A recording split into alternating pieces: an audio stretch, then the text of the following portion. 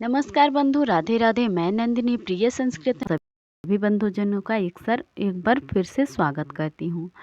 तो चलिए, उम्मीद करती हूँ बहुत स्वस्थ होंगे, मस्त होंगे और अपनी पढ़ाई अच्छे से कर रहे होंगे। हम देख रहे हैं यूजीसी नेट संस्कृत 25 कोड दिसंबर 2021 की प्रश्नोत्तरी। इसमें भी हमने 7 कक्षाएं या 7 भाग कह सकते हैं इस प्रश्न पत्र का देख लिया है। इससे पहले भी जितनी भी परीक्षाएं हो चुकी हैं, अर्थात हम उल्टे क्रम में प्रश्नोत्तरी देखते हुए आ रहे हैं, तो इसके बाद की जितनी भी परीक्षाएं हुई हैं वो सारी प्रश्नोत्तरी यहाँ पर व्याख्या कराई गई है। आप लोग जाकर उनको देखें और लाभ उठाएं और ज़्यादा से ज़्यादा लोगों तक शेयर करें। चैनल पर नए हैं तो सब्सक्राइब कर लें ताकि ऐसे ही वीडियो आपको मिलते रहें। तो चलिए, बहुत विलंब न करते हुए हम अपनी प्रश्नोत्तरी जो है प्रारंभ करते हैं। तो 71 हमने 70 नंबर तक कर लिया था। अब हम 71 नंबर की प्रश्नोत्तरी देखेंगे। इसमें पूछा गया है कि केन सह कस्य संबंधः। इसमें हमें मिलान करना है। ये जो तालिका दी गई है हमें मिलान करना है। तो यह मुख्य रूप से हमारा कारक प्रकरण के कुछ सूत्र हैं और उनके उदाहरण हैं। हमें मिलाना है कि किस सूत्र का कौन सा उदाहरण है। तो सबसे पहले हमारे पास तथा युक्तम चा निप्सितम सूत्र है, तो हम उसी को देखते हैं। तथा युक्तम चा निप्सितम, इस सूत्र में कहा गया है कि क्रिया से युक्त अनिप्सित पदार्थों की भी तथा युक्तम चा निप्सितम सूत्र से कर्म संज्ञा होती है। ग्रामम, जैसे ग्रामम गच्छन् तृणम स्पृशति, गांव जाता हुआ तृण का स्पर्श करता है। कर्ता का ग्राम जाना इप्सिततम है और तृण को स्पर्श करना अनिप्सित है। अतः तथा युक्तम चा निप्सितम सूत्र से तृण की कर्म संज्ञा हुई और कर्मणि द्वितीय से उसमें द्वितीय विभक्ति हुई त्रिडम में। तो इस तरीके से हमारा तथा युक्तम चा निप्सितम का ग्रामम गच्छम त्रिडन स्पृशति यहाँ 1-3 से हो जाएगा। अब हमारा एक सूत्र है हीने। हीने सूत्र में क्या कहा गया है कि अनुशब्द से हीन अर्थात न्यूनता अर्थ द्योतित होने पर अनु की कर्म प्रवचनीय संज्ञा होती है। जैसे अनु हरिम सुरा, देवता हरि से न्यून है। अनु की कर्म प्रवचनीय संज्ञा हुई और कर्म प्रवचनीय युक्त द्वितीय सूत्र से द्वितीय विभक्ति होकर हरिम बना है। तो इस तरीके से यहाँ पर हीने को अर्थात बी का 1 से मिला देंगे। अब कर्तृक कर्मणोह कृति, इस सूत्र के विषय में देखें तो कृत प्रत्ययांत के योग में अनुक्त कर्ता और कर्म में षष्ठी विभक्ति होती है। जैसे उदाहरण, जगतः कर्ता कृष्ण, संसार के कर्ता अर्थात सृष्टिकर्ता कृष्ण है। इस वाक्य में कृत प्रत्ययांत कर्ता के प्रयोग में कर्म जगत शब्द में कर्तृक कर्मणोह कृति सूत्र से षष्ठी विभक्ति होकर जगतः बना। तो इस तरीके से यहाँ पर कर्तृक कर्मणोह कृति अर्थात सी को 4 से मिलाएंगे। यस्य च भावेन भाव लक्षणम, डी जो हमारा सूत्र है, इसके विषय में कहा गया है कि जब किसी कार्य के हो जाने पर दूसरी क्रिया या कार्य हो तो जो कार्य पहले होता है उसमें सप्तमी विभक्ति होती है। उदाहरण क्या है? गोसु दुह मानासु गतः, गायों के दुह जाने पर वह गया। इस वाक्य में गोदोहन का कार्य पहले हो रहा है और गमन कार्य जो है आपका बाद में हो रहा है। इसीलिए यस्य च भावेन भाव लक्षणम सूत्र से गो और दुहमान में सप्तमी विभक्ति होकर गोशु दुहमानाशु बना हुआ है। तो इस तरीके से हमारा डी का 2 से, तो ए को 3 से मिलाएंगे, बी को 1 से मिलाएंगे, सी को 4 से मिलाएंगे और डी को 2 से मिलाएंगे। इस तरीके से हमारे इस प्रश्न का जो है चौथा विकल्प हमारा सही उत्तर हो जाएगा। चलिए अगले प्रश्न की ओर बढ़ते हैं। 72 नंबर प्रश्न, इसमें भी हमें मिलान ही करना है। ग्रंथ दिया हुआ है और ग्रंथकार दिए हुए हैं साहित्य के। तो सबसे पहले त्रिविक्रम भट्ट जी हैं, तो इनके विषय में देखें तो नल चंपू नामक चंपू काव्य के रचयिता जो हैं त्रिविक्रम भट्ट जी हैं और चंपूकारों में सर्वप्रथम हैं। तो यहाँ पे नल चंपू को हम त्रिविक्रम भट्ट जी से मिला देते हैं। हालांकि प्रश्न ये बहुत सरल हैं, फिर भी हम बता देते हैं आपको। त्रिविक्रम भट्ट जो हैं उनके आश्रयदाता राष्ट्रकूट वंशी राजा इंद्रराज तृतीय हैं और 915 ईस्वी के अभिलेख की रचना भी त्रिविक्रम भट्ट जी ने की है और 10वीं शताब्दी ईस्वी के पूर्वार्ध में राजशेखर के ये समकालिक थे। इनकी अन्य रचनाओं में देखिए तो मदालसा चंपू और नल चंपू, ये दो इनकी है। इनका विभाजन जो है 7 उच्छ्वासों में हुआ है। विषय वस्तु नल दमयंती की प्रणय कथा, अलंकार इसमें सभंग श्लेष का सुंदर प्रयोग और नायिका का नाम दमयंती है। और इसके बाद अन्य चंपू काव्य और उनके लेखकों के विषय में देखें तो सोमदेव सूरी ने यशस तिलक चंपू लिखा और हरिचंद्र जी ने जीवंधर चंपू, भोज जी ने रामायण चंपू, सोढल जी ने उदय सुंदरी कथा, रानी तिरुमलांबा जी ने वरदाम्बिका परिणय चंपू लिखा, कर्णपुर जी ने आनंद वृंदावन चंपू लिखा। अब हमारे दूसरे नंबर पे आ जाते हैं भट्ट नारायण जी। इनके विषय में देखें तो भट्ट एवं मृगराज उपाधियों से विभूषित भट्ट नारायण 8वीं शताब्दी के पाल वंशीय बंगाल के राजा आदिसूर के आश्रित थे और इनकी रचना वेणी संहार है।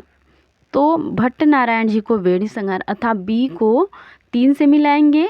यह नाटक विधा है, प्रधान रसवीर है, विभाजन 6 अंकों में हुआ है, उपजीव्य जो है महाभारत पर आश्रित है और गुड़ ओज है। कथा वस्तु भीम द्वारा द्रौपदी की खुली वेणी समान्य की प्रतिज्ञा है। नायक भीम और नायक की कोटि धीरोद्धत है, नायिका द्रौपदी जी हैं। तो इतनी चीज़ें हैं। इसके बाद विशाख दत्त जी के विषय में देखें तो इनका मुद्रा राक्षस तो बहुत प्रसिद्ध है ही, इनके विषय में भी थोड़ा देख लेते हैं। मुद्रा 6ठी शताब्दी के अंत में स्थित विशाख दत्त द्वारा रचित नाटक मुद्रा राक्षस है और विधा इसका नाटक है, अंक 7 है, रसवीर रस है इत्यादि बातें हैं। अब शूद्रक जी की भी ये जो एकमात्र ग्रंथ है मृक्षकटिकम, जो कि 10 अंकों का प्रकरण ग्रंथ है। तो मृक्षकटिकम के रचयिता के रूप में शूद्रक जी विख्यात हैं और ये 10 अंकों का प्रकरण ग्रंथ है। श्रृंगार रस है। विषय वस्तु इसमें उज्जैनी की प्रसिद्ध वैश्या वसंत सेना तथा सार्थवाह चारुदत्त की प्रणय कथा है इत्यादि बातें जो हैं वर्णित की गई हैं। तो इस तरीके से हमने ए को 4 से मिलाया, बी को 3 से मिलाया, सी को 2 से मिलाया और डी को 1 से मिलाया। दूसरा विकल्प इस प्रश्न का सही उत्तर हो जाएगा। चलिए अगले प्रश्न की ओर बढ़ते हैं। अगला भी मिलान ही है। केन सह कस्य संबंधः। तो भारवी ये ग्रंथकार दिए हुए हैं और उनके ग्रंथों से कुछ सूक्तियाँ दी हुई हैं और हमें मिलाना है। तो सबसे पहले भारवी जी हैं और भारवी जी ने भी एक ही ग्रंथ लिखा है, कौन सा, किरातार्जुनीयम। और तो हम ज़्यादा इधर उधर की बातें न करते हुए उनकी सूक्तियों पर ही आते हैं। किरातार्जुनीयम बहुत प्रसिद्ध सूक्ति है। हितम मनोहारिच दुर्लभम वचः, अर्थात हित चाहने वाले लोग मिथ्या मधुर वचन बोलने की इच्छा नहीं करते हैं। और इसके बाद न हि प्रियम प्रवक्तुमिच्छन्ति मृषा हितैषिणः, न भूरि दानं विरहस्य सत्क्रियां, गुणानुरोधे न विना न सत्क्रियां। और इसके बाद अहो दुरंता बलवद विरोधिता विचित्र रूपा खलु चित्तवृत्तयः और सहसा विदधीत न क्रियां पदाम इत्यादि सारी जो हैं वो भारवी जी की हैं। तो ए को हम 3 से मिलाएंगे,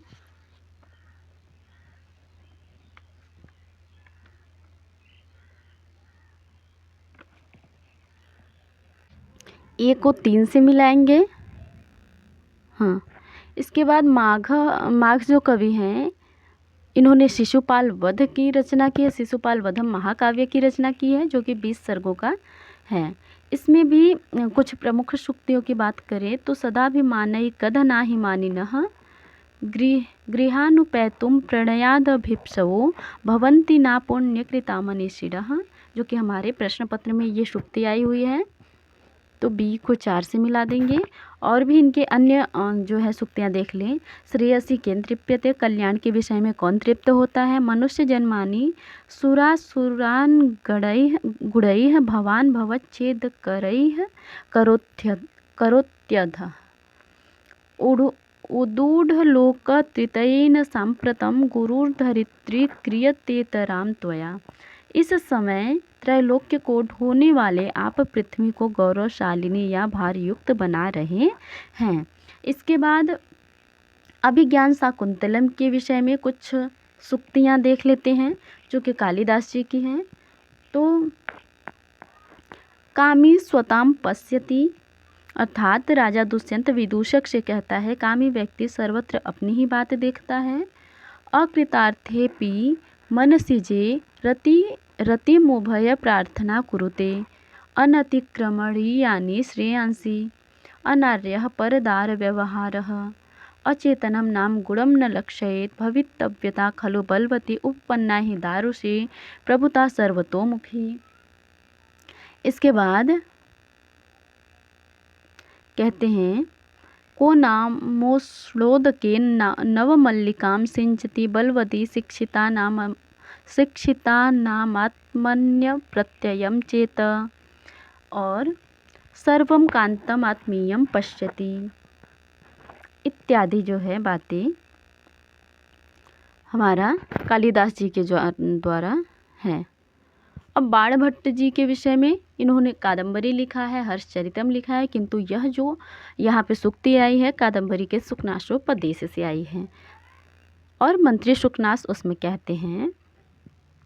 तो हम देख लेते हैं कादंबरी के शुकनाशोपदेश से भी कुछ सूक्तियों को।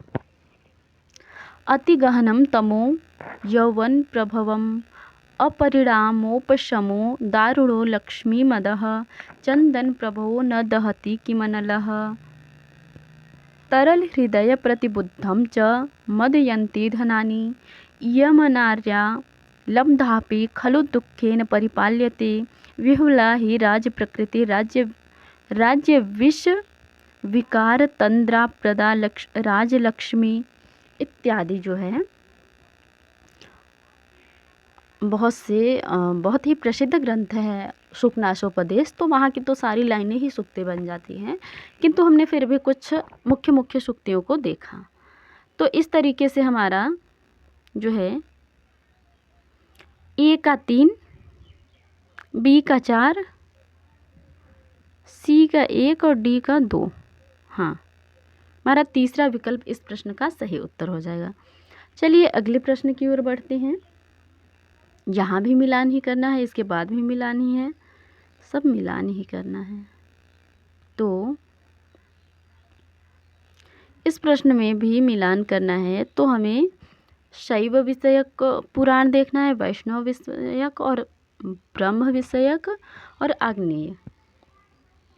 तो चलिए देखते हैं कि शैव विषयक पुराण जो है उसके अंतर्गत कौन कौन से पुराण आते हैं।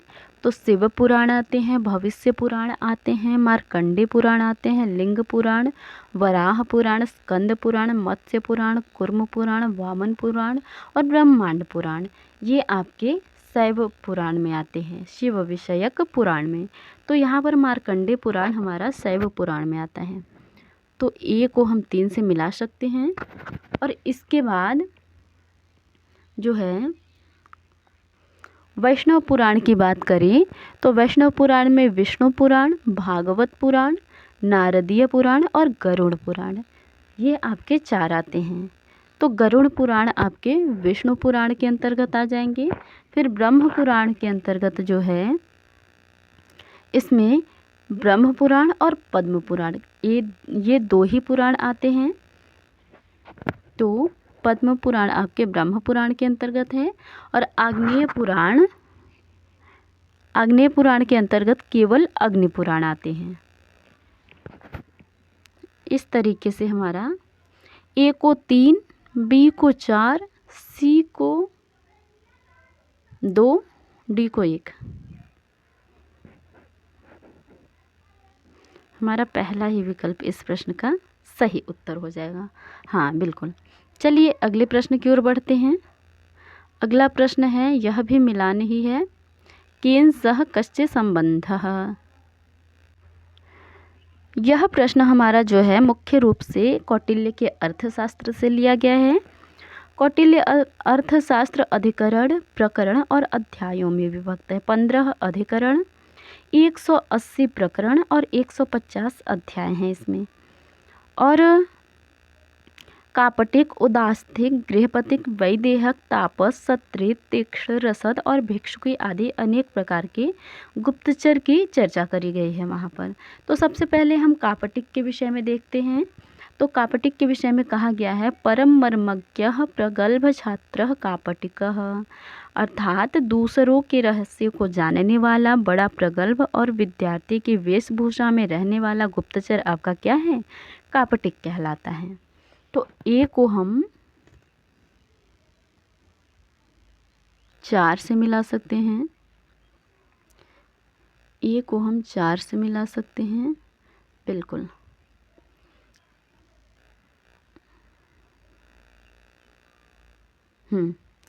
इसके बाद हम उदास्तिक के विषय में देखें तो प्रव्रज्या प्रत्यवसितः प्रज्ञा शौच उदास्थितः, अर्थात बुद्धिमान सदाचारी सन्यासी के वेश में रहने वाले गुप्तचर का नाम उदास्थित है। तो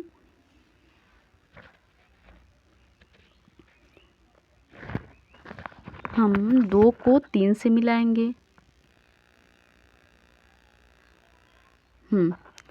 इसके बाद गृहपतिक के विषय में देखें तो कृष को वृत्तिक्षीणः प्रज्ञा शौच युक्तो गृहपतिक व्यंजनः, अर्थात बुद्धिमान, पवित्र हृदय और गरीब किसान के वेश में रहने वाले गुप्तचर को गृहपतिक कहते हैं। तो आपका सी को 1 से मिलाएंगे हम। इसके बाद वैदेहक के विषय में देखिए तो वाणिज्य को वृत्तिक्षीणः प्रज्ञा शौच युक्तो वैदेहक व्यंजनः, अर्थात बुद्धिमान, पवित्र हृदय, गरीब व्यापारी के वेश में रहने वाला आपका गुप्तचर वैदेहक है। तो इस तरीके से डी का 3, डी को 3 से मिलाएंगे। ए को हम 4 से मिलाएंगे, बी को 3 से मिलाएंगे, सी को 1 से मिलाएंगे और डी को 2 से मिलाएंगे। इस तरीके से हमारा तीसरा विकल्प इस प्रश्न का सही उत्तर हो जाएगा। चलिए अगले प्रश्न की ओर बढ़ते हैं। 76 नंबर। इस प्रश्न में पूछा गया है, काण्व संहितायां भाष्यकारान् कालक्रमेण योजयत। काण्व संहिता के भाष्यकारों का कालक्रम के अनुसार हमें भाष्यकारों को लगाना है। तो चलिए देखते हैं। यहाँ पर आपके सायण जी जो हैं 1375 से 1444 के बीच में हैं। और उसके बाद यहाँ पर आपके मुरारी मिश्र जी हैं, ये 1400 लगभग हैं, अर्थात जब भी आएंगे सायण जी के बाद आएंगे। और आनंद बोध जी जो हैं ये भी 1500 से 1600। इसके बाद अनंताचार्य जी जो हैं ये भी 1700 के आसपास हैं। और कालनाथ जी 1250 हैं। मुरारी मिश्र जी जो हैं वो 14 से हैं। तो सबसे पहले 1250 कालनाथ जी आएंगे, अर्थात बी विकल्प। और एक ही विकल्प से हमें हमारा सही उत्तर भी मिल जाएगा।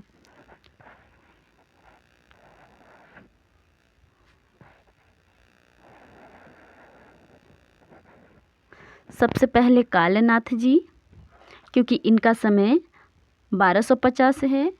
उसके बाद सायण जी, क्योंकि इनका समय 1375 से 1444 है। फिर उसके बाद मुरारी मिश्र जी, इनका समय है आपका 1400। और इसके बाद हैं आनंद बोध जी। आनंद बोध जी का समय 1500 से 1600 है। और उसके बाद है अनंताचार्य जी, इनका समय 1700 है। तो इस तरीके से इस प्रश्न का ये सही विकल्प है। ये काण्व संहिता के भाष्यकार हैं। शुक्ल यजुर्वेद में काण्व संहिता के भाष्यकार हैं। उनका कालक्रम इस प्रकार था। तो चलिए अगले प्रश्न की ओर बढ़ते हैं। 77 नंबर प्रश्न। तो वहाँ पर काण्व संहिता के भाष्यकारों का क्रम पूछा गया था और इस प्रश्न में तैत्तिरीय संहिता के भाष्यकारों का कालक्रम पूछा गया है। तो चलिए देखते हैं। तो कालक्रम की दृष्टि से सबसे पहले सायण जी आएंगे। पहले नंबर पे सायण जी हैं आपके, और दूसरे नंबर पे आपके आ जाएंगे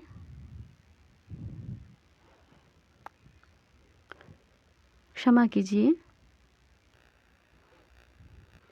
सबसे पहले सायण जी नहीं आएंगे बल्कि सबसे पहले कुंडिन जी आएंगे। उसके बाद भवस्वामी जी आएंगे और उसके बाद आपके ये कौशिक भट्ट, भास्कर भट्ट मिश्र आएंगे। उसके बाद छूर जी आएंगे और इसके बाद आपके सायण जी आएंगे सबसे अंत में। तो इस तरीके से CAEBD इस प्रश्न का हमारा दूसरा विकल्प जो है ये सही उत्तर हो जाएगा। चलिए अगले प्रश्न की ओर बढ़ते हैं। अगला प्रश्न है हमारा संयोगान अनंतर पंच सन्निकर्षाणाम अयम क्रमः तर्क भाषायाम उपलभ्यते। तो हमें ये जो 16 सन्निकर्ष हैं उनके विषय में हमें क्रम पूछा गया। 6 सन्निकर्ष हैं किंतु यहाँ पर 5 ही देकर उनका पूर्वापर क्रम पूछा गया है। तो सबसे पहले तर्क भाषा में इंद्रियार्थ सन्निकर्ष के 2 भेद हैं, लौकिक सन्निकर्ष और अलौकिक। लौकिक सन्निकर्ष में 6 है, वही 16 सन्निकर्ष हैं।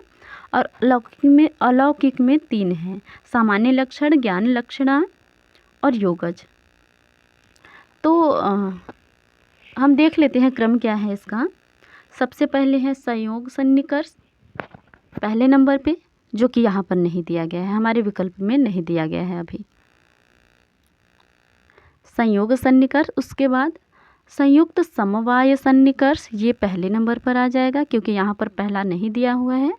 तो संयुक्त समवाय सन्निकर्ष, संयुक्त समवेत समवाय सन्निकर्ष, ये दूसरे नंबर पे आ जाएगा। उसके बाद समवाय सन्निकर्ष, ये तीसरे नंबर पर आ जाएगा।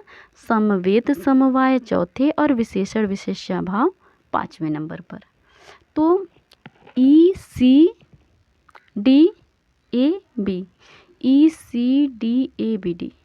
क्षमा कीजिए बी, अर्थात दूसरा विकल्प इस प्रश्न का सही उत्तर है। देख लेते हैं नीचे भी कुछ नहीं है।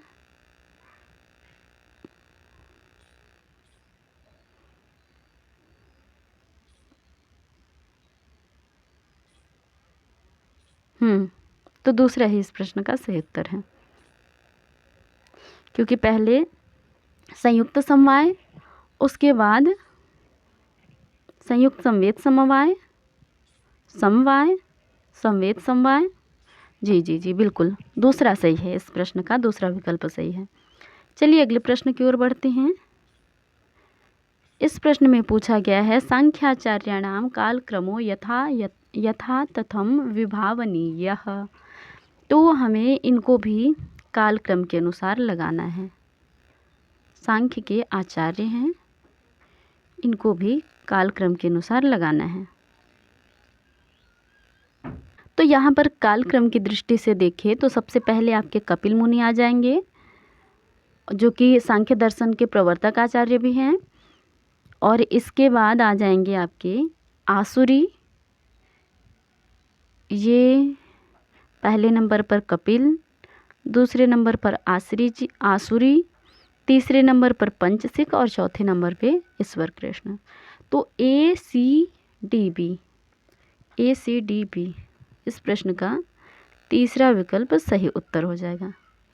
चलिए अगले प्रश्न की ओर बढ़ते हैं। अगला प्रश्न है हमारा 80 नंबर और इस कक्षा का अंतिम प्रश्न, क्योंकि हम 10-10 प्रश्नों की श्रृंखला देख रहे हैं, नहीं तो कक्षा बहुत लंबी हो जाएगी, तो हम 10 ही प्रश्न को देखेंगे। अधोंकितान वैयाकरणान कालक्रमेण प्रदर्शयत। ये वैयाकरण है, हमें इनको कालक्रम के अनुसार लगाना है। तो चलिए देखते हैं। यहाँ पर इन दिए हुए आचार्यों में, वैयाकरण आचार्यों में सर्वप्राचीन जो है हमारे पाणिनि जी हैं। इनका समय 450 ईसा पूर्व है, 450 ईसा पूर्व है। इनके विषय में अन्य जानकारियाँ देखें तो इनकी माता दाक्षी और इनका जन्म स्थान सालातुर में हुआ था। जन्म जो है, इनकी रचनाएं देखें तो अष्टाध्यायी, जामवती विजय, पाताल विजय, द्विरूपकोश इत्यादि। और कात्यायन जी के विषय में देखें तो कात्यायन जी पाणिनि जी के परवर्ती अर्थात उत्तरवर्ती वैयाकरण हैं। तो और कात्यायन जी का समय 350 ईसा पूर्व है, 350। तो पहले नंबर पर ये आ जाएंगे, दूसरे नंबर पर ये आ जाएंगे। और इसके बाद आपका जो है, कात्यायन जी ने स्वर्गारोहण नामक महाकाव्य लिखा है और इनका अन्य नाम वररुचि भी है। अब इसके बाद तीसरे नंबर पे आ जाते हैं भर्तृहरि जी। इनका समय 340 ईस्वी के लगभग है और ये इनकी पत्नी का नाम पिंगला, गुरु गोरखनाथ और वसुरात। गुरु बहुत महत्वपूर्ण है क्योंकि बहुत बार पूछे गए हैं। और इनके छोटे भाई जो हैं अनुज विक्रमादित्य हैं, पिता गंधर्वसेन मालव देश के राजा। और इनकी रचनाओं के विषय में देखें तो वाक्यपदीयम, नीति शतकम, श्रृंगार शतकम, वैराग्य शतकम इत्यादि इनकी प्रसिद्ध ग्रंथ हैं। और कैयट जी 1035 ईस्वी के लगभग हैं।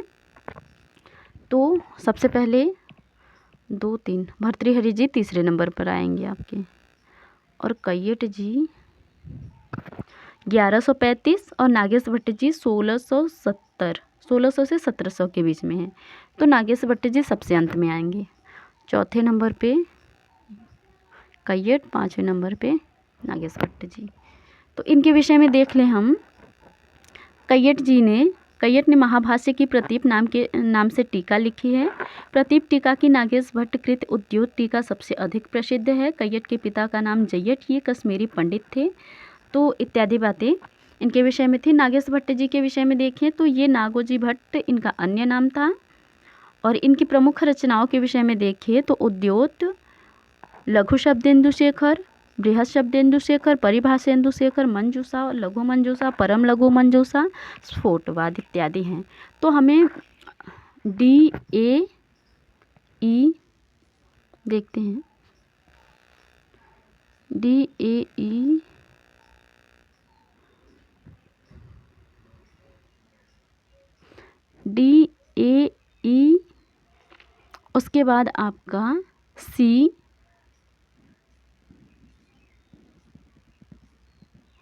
पहले पाणिनि जी आएंगे D, उसके बाद कात्यायन जी आएंगे A, और उसके बाद आपके आ जाएंगे भर्तृहरि जी E, फिर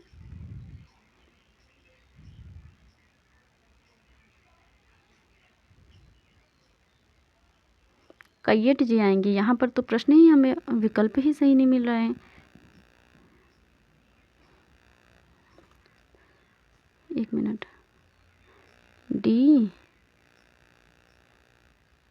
A, फिर E,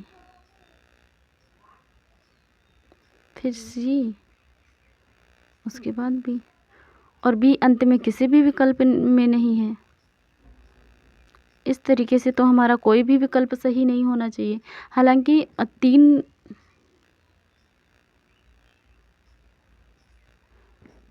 यहाँ पर यही सही होगा आपका। हम आपको बता दें, इसमें तो हम क्या ही बताएं, कुछ नहीं समझ में आ रहा है। बाकी डी होगा, उसके बाद आपका ए होगा, डी होगा, फिर ए होगा, फिर ई होगा, सी होगा, बी होगा। ये आपका सही क्रम होगा जी। चलिए अगले प्रश्न की ओर। अगला क्या, अब ये इस कक्षा का अंतिम प्रश्न था, तो आप लोग चैनल को सब्सक्राइब करें यदि नए हैं तो, बाकी अपने फ्रेंड लोगों को भी शेयर करें, ज़्यादा से ज़्यादा लोगों को लाभ पहुँचे इससे। और कुछ सुधार के लिए यदि आप लोगों को लगे तो कमेंट भी करें और लाइक करें, बस और क्या। चलिए मिलते हैं नए प्रश्नों के साथ। धन्यवाद।